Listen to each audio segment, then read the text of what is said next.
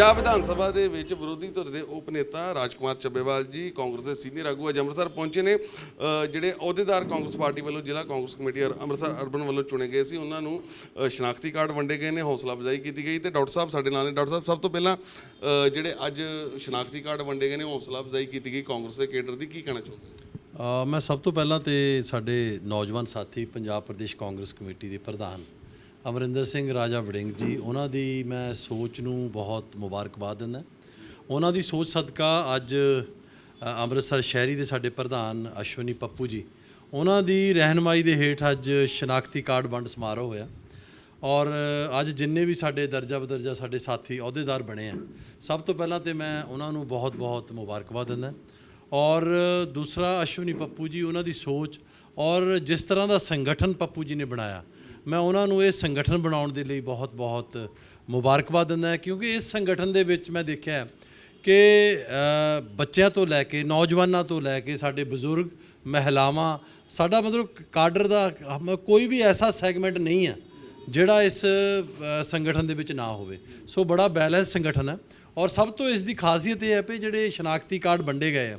ਇਹ ਮੇਰਾ ਖਿਆਲ ਕਿ ਮੈਂ ਜਦੋਂ ਦਾ ਕਾਂਗਰਸ 'ਚ ਮੈਂ ਤਾਂ ਪਹਿਲੀ ਵਾਰ ਦੇਖ ਰਿਹਾ। ਸੋ ਇਹ ਬਹੁਤ ਅੱਛੀ ਸੋਚ ਹੈ ਕਾਂਗਰਸ ਦੀ, ਕਿਉਂਕਿ ਸ਼ਨਾਖਤੀ ਕਾਰਡ ਜਿਹੜਾ ਵਰਕਰਜ਼ ਨੂੰ, ਸਾਡੇ ਸਾਥੀਆਂ ਨੂੰ, ਸਾਡੇ ਸੰਗਠਨ ਨੂੰ ਇੱਕ ਬਹੁਤ ਹੀ ਮਜ਼ਬੂਤੀ ਦੇਵੇਗਾ। ਚੱਬੇਵਾਲ ਸਾਹਿਬ, ਪਿਛਲੇ ਸਮੇਂ 'ਚ ਜਦੋਂ ਕਾਂਗਰਸ ਦੀ ਸਰਕਾਰ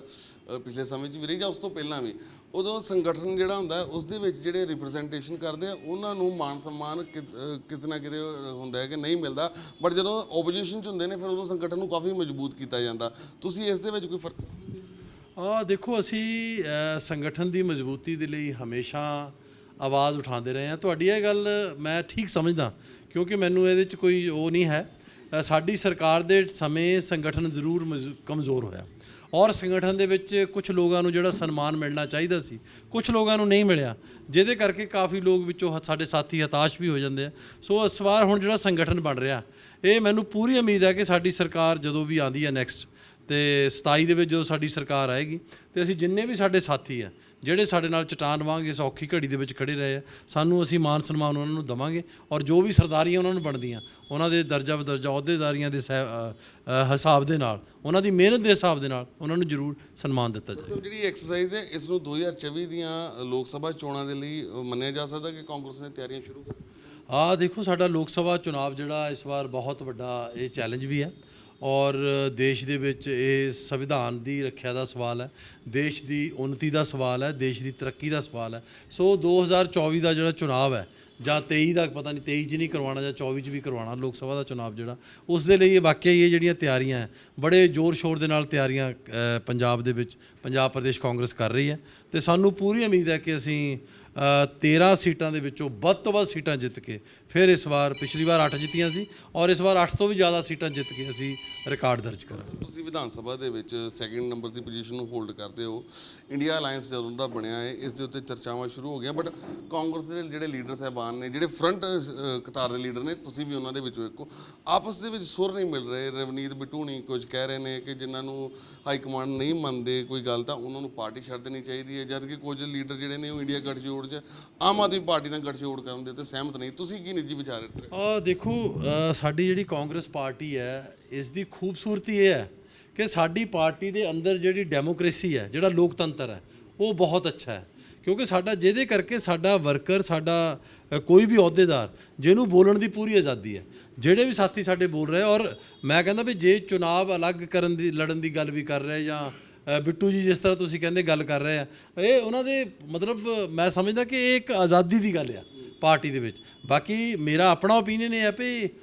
ਕਿਉਂਕਿ ਬੀਜੇਪੀ ਦਾ ਕੋਈ ਆਧਾਰ ਨਹੀਂ ਹੈ, ਜਿੱਥੇ ਬੀਜੇਪੀ ਦਾ ਆਧਾਰ ਨਹੀਂ ਹੈ, ਅਸੀਂ ਮੈਂ ਸਮਝਦਾ ਕਿ ਸਾਨੂੰ ਚੁਣਾਵ ਜਿਹੜਾ ਉਹ ਇਕੱਲਿਆਂ ਲੜਨਾ ਚਾਹੀਦਾ। ਔਰ ਵੈਸੇ ਵੀ ਪੰਜਾਬ ਦੇ ਵਿੱਚ ਕਾਂਗਰਸ ਅੱਜ ਦੀ ਤਾਰੀਖ ਦੇ ਵਿੱਚ ਬਹੁਤ ਮਜ਼ਬੂਤ ਹੈ ਔਰ ਅਸੀਂ ਮਜ਼ਬੂਤੀ ਨਾਲ ਚੁਣਾਵ ਵੀ ਲੜਾਂਗੇ ਔਰ ਸਾਡਾ ਕਾਡਰ ਜਿਹੜਾ ਹੈ, ਜਿਸ ਤਰ੍ਹਾਂ ਹੁਣ ਪਿੱਛੇ ਪੰਜਾਬ ਪ੍ਰਦੇਸ਼ ਕਾਂਗਰਸ ਕਮੇਟੀ ਦੀਆਂ ਸਾਡੀਆਂ ਮੀਟਿੰਗਾਂ ਹੋਈਆਂ, ਉੱਥੇ ਸਾਡੇ ਜਿੰਨੇ ਵੀ ਅਹੁਦੇਦਾਰ ਸਾਹਿਬਾਨ ਸੀ ਉਹਨਾਂ ਦੇ ਓਪੀਨੀਅਨ ਵੀ ਲਏ ਗਏ ਔਰ ਮੈਜੋਰਿਟੀ ਆਫ ਦਾ ਜਿਹੜੇ ਸਾਡੇ ਆਫਿਸ ਬੀਰਰਸ ਨੇ 99.99% ਜਿਹੜੇ ਨੇ, ਉਹ ਉਹਨਾਂ ਦਾ ਇਹੀ ਸੁਝਾਅ ਹੈ ਕਿ ਅਸੀਂ ਇਹ ਜਿਹੜਾ ਚੁਣਾਵ ਹੈ ਲੋਕ ਸਭਾ ਦਾ, ਅਸੀਂ ਅਲੱਗ ਲੜੀਏ ਤਾਂ ਕਿ ਸਾਡਾ ਕਾਡਰ ਜਿਹੜਾ ਮਜ਼ਬੂਤ ਹੈ ਔਰ ਹੋਰ ਮਜ਼ਬੂਤ ਹੋਏਗਾ। ਕਿਉਂਕਿ ਜਿਵੇਂ ਨਵਜੋਤ ਸਿੰਘ ਸਿੱਧੂ ਹੋਣਾ ਦਾ ਬਿਆਨ ਹੈ ਕਿ ਹਾਈ ਕਮਾਂਡ ਦੀ ਮੰਨਣੀ ਚਾਹੀਦੀ ਆ, ਪੰਜਾਬ ਦੇ ਵਿੱਚ ਜਿਹੜੇ ਕਾਂਗਰਸ ਦੇ ਡਾਕਟਰ ਸਾਹਿਬ ਵਰਕਰ ਨੇ, ਕਿਉਂਕਿ ਤੁਸੀਂ ਜਲੰਧਰ ਦੀ ਇਲੈਕਸ਼ਨ ਵੀ ਤੁਸੀਂ ਬੜੀ ਨੇੜਿਓਂ ਸਾਰੀ ਆਪ ਲੜ ਕੇ ਆਏ ਹੋ, ਉੱਥੇ ਇੱਕ ਗੱਲ ਉੱਠੀ ਸੀ ਕਿ ਜਿਹੜੇ ਵਰਕਰਾਂ ਦੇ ਕਾਂਗਰਸ ਦੇ ਲੀਡਰਸ ਦੇ ਖਿਲਾਫ ਜਿਹੜੀ ਕਾਰਵਾਈ ਹੋਈ ਵੱਡੇ ਪੱਧਰ ਤੇ ਵਿਜੀਲੈਂਸ ਦਾ ਨਾਮ ਲੈ ਕੇ, ਉਸ ਨੂੰ ਲੈ ਕੇ ਵੀ ਕਾਂਗਰਸ ਦੇ ਕਾਡਰ ਦੇ ਵਿੱਚ ਇੱਕ ਰੋਸ ਸੀਗਾ। ਦੇਖੋ, ਜੋ ਵੀ ਇਹ ਜਿਹੜੀ ਮੌਜੂਦਾ ਸਰਕਾਰ ਹੈ ਬਦਲਾਵ ਦੇ ਨਾਮ ਤੇ ਆਈ ਹੈ, ਇਹ ਬਦਲਾਅ ਦੇ ਨਾਂ ਤੇ ਸਿਰਫ ਮੈਂ ਸਮਝਦਾ ਕਿ ਕਿਉਂਕਿ ਕਾਂਗਰਸ ਪਾਰਟੀ ਇੱਕ ਇੰਪੋਰਟੈਂਟ ਆਪੋਜੀਸ਼ਨ ਪਾਰਟੀ ਹੈ ਔਰ ਉਸ ਆਪੋਜੀਸ਼ਨ ਪਾਰਟੀ ਨੂੰ ਕਮਜ਼ੋਰ ਕਰਨ ਦੀਆਂ ਜਿਹੜੀਆਂ ਸਾਜ਼ਿਸ਼ਾਂ ਉਹ ਲਗਾਤਾਰ ਜਿਹੜੀਆਂ ਉਹ ਰਚੀਆਂ ਜਾ ਰਹੀਆਂ, ਚਾਹੇ ਸਾਡੇ ਸਾਥੀਆਂ ਦੇ ਪਰਚਿਆਂ ਦੀ ਗੱਲ ਹੋਵੇ, ਚਾਹੇ ਵਿਜੀਲੈਂਸ ਜਾਂਚ ਦੀ ਗੱਲ ਹੋਵੇ। ਪਰ ਇਹ ਵੀ ਸਾਡੀ ਜਿਹੜੀ ਪਾਰਟੀ ਹੈ, ਸਾਡੀ ਲੀਡਰਸ਼ਿਪ ਜਿਹੜੀ ਹੈ, ਉਹ ਕਿਸੇ ਵੀ ਇਸ ਗੱਲ ਤੋਂ ਘਬਰਾਉਂਦੀ ਨਹੀਂ। ਅਸੀਂ ਹਰ ਲੜਾਈ ਲੜਨ ਨੂੰ ਤਿਆਰ ਹਾਂ, ਕਿਉਂਕਿ ਕਾਂਗਰਸ ਇੱਕ ਐਸੀ ਸੋਚ ਹੈ, ਕਾਂਗਰਸ ਇੱਕ ਐਸੀ ਪਾਰਟੀ ਹੈ ਜਿਹਨੇ ਆਜ਼ਾਦੀ ਦੀ ਲੜਾਈ ਲੜੀ ਹੈ। ਜੇ ਅੱਜ ਦੇਸ਼ ਦੇ ਵਿੱਚ ਆਜ਼ਾਦੀ ਸਾਨੂੰ ਮਿਲੀ ਹੈ, ਉਸ ਦੇ ਵਿੱਚ ਕਾਂਗਰਸ ਪਾਰਟੀ ਦਾ, ਉਸ ਦੀ ਸੋਚ ਦਾ ਬਹੁਤ ਵੱਡਾ ਕੰਟਰੀਬਿਊਸ਼ਨ ਹੈ। ਸੋ ਇਹ ਤਾਂ ਬਹੁਤ ਛੋਟੀਆਂ ਗੱਲਾਂ ਨੇ, ਇਹ ਜੋ ਮਰਜ਼ੀ ਕਰ ਲੈਣ। ਆਪੋਜੀਸ਼ਨ ਜਿਹੜੀ ਅੱਜ ਜਿਹੜੇ ਸੱਤਾ 'ਚ ਨੇ, ਉਹ ਜੋ ਮਰਜ਼ੀ ਬਦਲਾਅ ਦੇ ਨਾਂ ਤੇ ਸਾਡੇ ਨਾਲ ਧੱਕੇ ਕਰਨ, ਜ਼ਿਆਦਤੀਆਂ ਕਰਨ, ਪਰ ਸਾਡਾ ਜਿਹੜਾ ਵਰਕਰ ਹੈ ਉਹ ਇੰਨਾ ਮਜ਼ਬੂਤ ਹੈ ਕਿ ਅਸੀਂ ਲੜਨ ਲਈ ਸક્ષਮ ਹਾਂ। ਵਨ ਨੇਸ਼ਨ ਵਨ ਇਲੈਕਸ਼ਨ ਦੀ ਥਿਊਰੀ ਨੂੰ ਤੁਸੀਂ ਮੰਨਦੇ ਹੋ ਕਿ ਕਿੰਨੀ ਕੁ ਸਕਸੈਸਫੁਲ, ਜੇ ਇਹਨੂੰ ਭਾਰਤੀ ਜਨਤਾ ਪਾਰਟੀ ਦੀ ਸਟ੍ਰੈਟਜੀ ਮੰਨਿਆ ਜਾਵੇ ਤਾਂ ਕਿੰਨੀ ਕੁ ਇਸ ਨੂੰ ਕਾਮਯਾਬ? ਮੈਂ ਤਾਂ ਸਮਝਦਾ ਕਿ ਭਾਰਤੀ ਜਨਤਾ ਪਾਰਟੀ ਦੀ ਸਟ੍ਰੈਟਜੀ ਜ਼ਰੂਰ ਹੈ, ਪਰ ਵਨ ਨੇਸ਼ਨ ਵਨ ਇਲੈਕਸ਼ਨ ਇਸ ਵੇਲੇ ਜਿਹੜਾ ਉਹ ਸੁਭਾਵਿਕ ਨਹੀਂ ਹੈ, ਪੋਸੀਬਲ ਨਹੀਂ ਹੈ। ਕਿਉਂਕਿ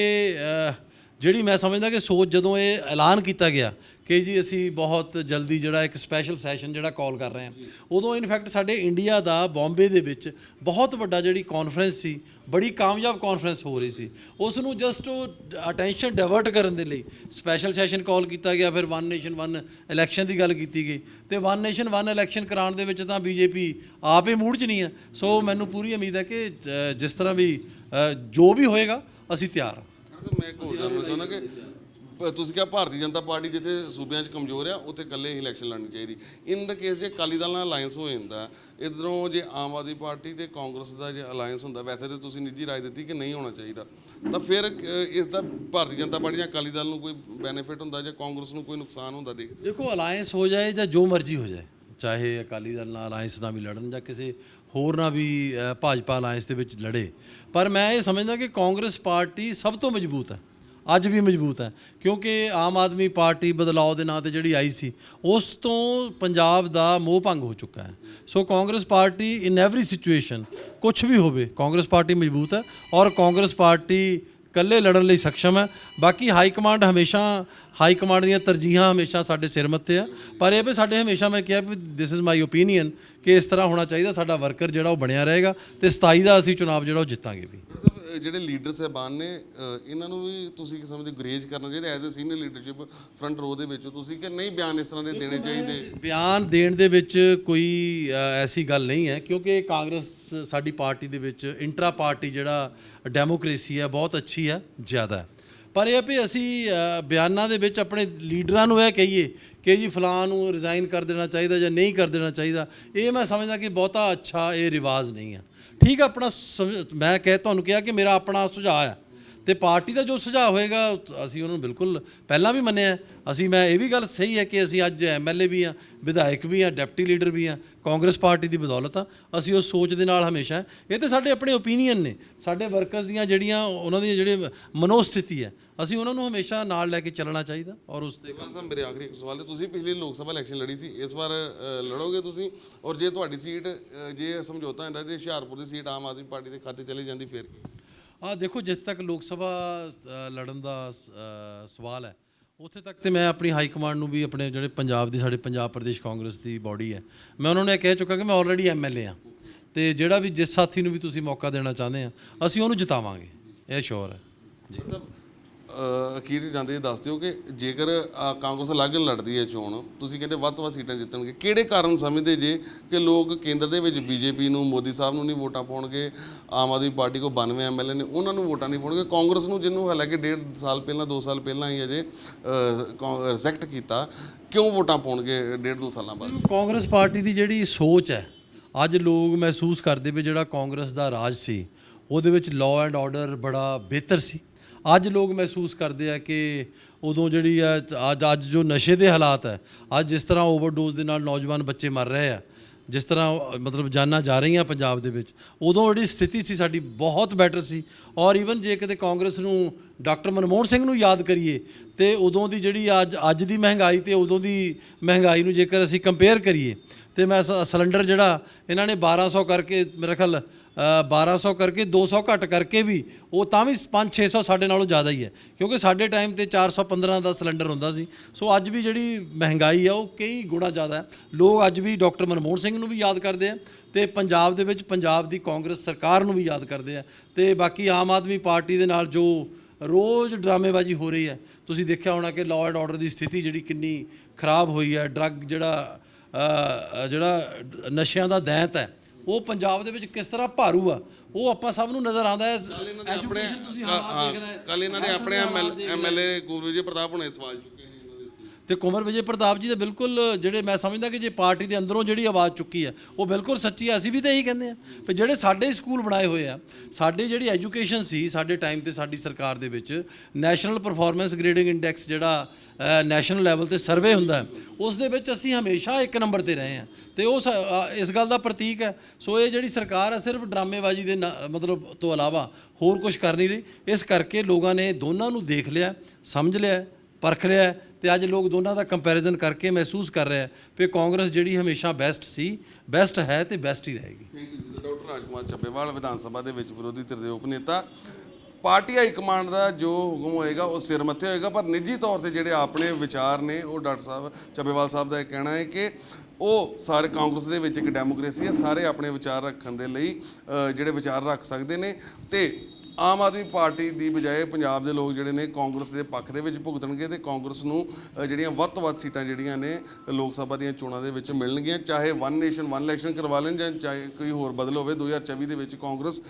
ਭਾਰਤ ਦੇ ਵਿੱਚ ਵਧੀਆ ਪ੍ਰਦਰਸ਼ਨ ਕਰੇਗੀ ਤੇ ਪੰਜਾਬ ਦੇ ਵਿੱਚ ਵੀ ਸ਼ਾਨਦਾਰ ਪ੍ਰਦਰਸ਼ਨ ਕਰੇਗੀ। ਕੈਮਰਾ ਪਰਸਨ ਮੁਕੇਸ਼ ਬਾਵਾ ਦੇ ਨਾਲ ਗਗਨਦੀਪ ਸ਼ਰਮਾ, ਦੈਨਿਕ ਸਵੇਰਾ ਟੀਵੀ, ਅੰਮ੍ਰਿਤਸਰ।